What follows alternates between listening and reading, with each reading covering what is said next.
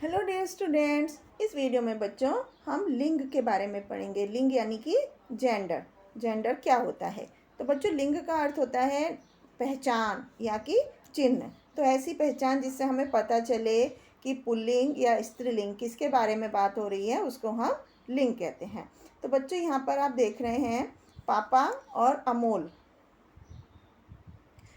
पापा और अमोल जो है ये पुरुष जाति का पता चला रहे हैं, और ये जो लड़की है दीपा और उसकी मम्मी, इन शब्द से उनके स्त्री होने का पता चलता है।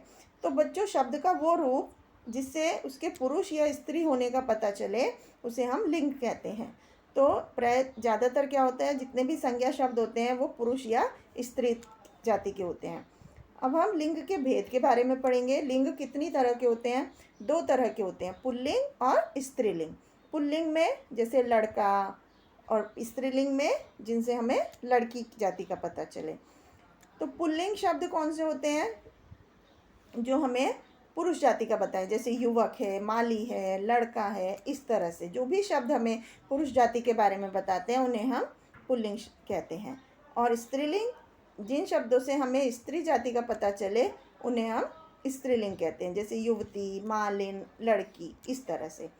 तो बच्चों, यहाँ पर कुछ पुल्लिंग और स्त्रीलिंग शब्द दिए गए हैं जिनको आप पहचान कर याद कर सकते हैं। जैसे सेवक का स्त्रीलिंग होगा सेविका, नर का मादा, ग्वाला का ग्वालिन, हाथी का हथिनी, अध्यापक का अध्यापिका, सेठ का सेठानी, श्रीमान का श्रीमती। इसी तरह से यहाँ पर और भी बहुत सारे एक वचन से बहुवचन शब्द लिखे गए हैं जिनको आप पढ़कर याद कर सकते हैं। इसके अलावा बच्चों, जितने राष्ट्रपति, प्रधानमंत्री, मुख्यमंत्री, सभापति, डॉक्टर और इंजीनियर, इन शब्दों में इन शब्दों का लिंग नहीं बदलता।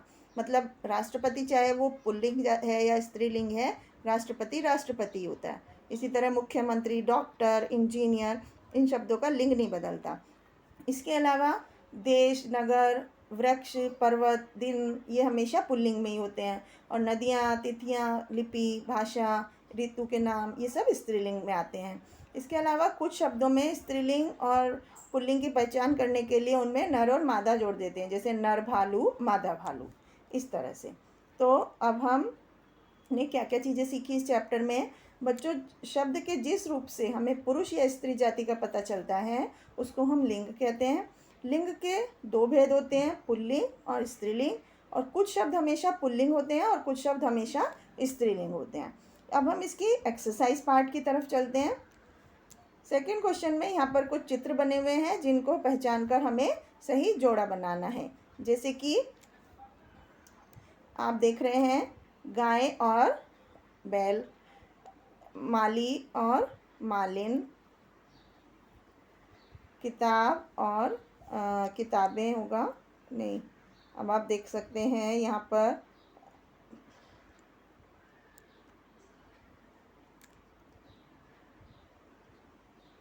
इस तरह से हम मैचिंग कर सकते हैं। इसके बाद अगले प्रश्न में हमें रिक्त स्थानों की पूर्ति करनी है। जैसे पिताजी दफ्तर जा रहे हैं, यहाँ पर पहले फिल इन द ब्लैंक्स में क्या आएगा?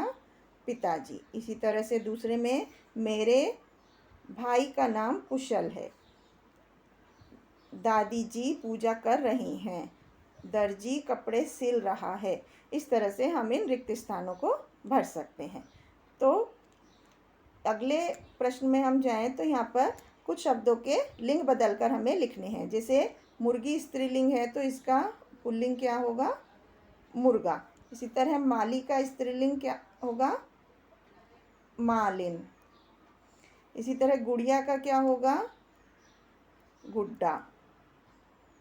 इसी तरह पाठक का पाठिका। इसी तरह से हम बाकी के भी लिंग परिवर्तन करके लिख सकते हैं। इसके बाद अगले प्रश्न में हमें सही विकल्प पर टिक का निशान लगाना है। जैसे इनमें से पुल्लिंग शब्द है, कौन सा है पुल्लिंग शब्द? हाथी। स्त्रीलिंग शब्द है, कौन सा है? नायिका।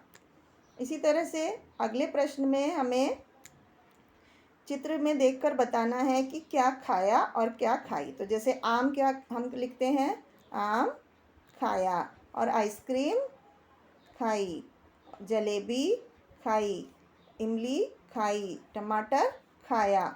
इस तरह से हम चीज़ों के नाम के साथ खाया या खाई उनको जोड़ सकते हैं। तो ये था बच्चों लिंग के बारे में कि लिंग क्या होते हैं, कितनी तरह के होते हैं। तो आई होप आपको समझ में आया होगा। Thank you.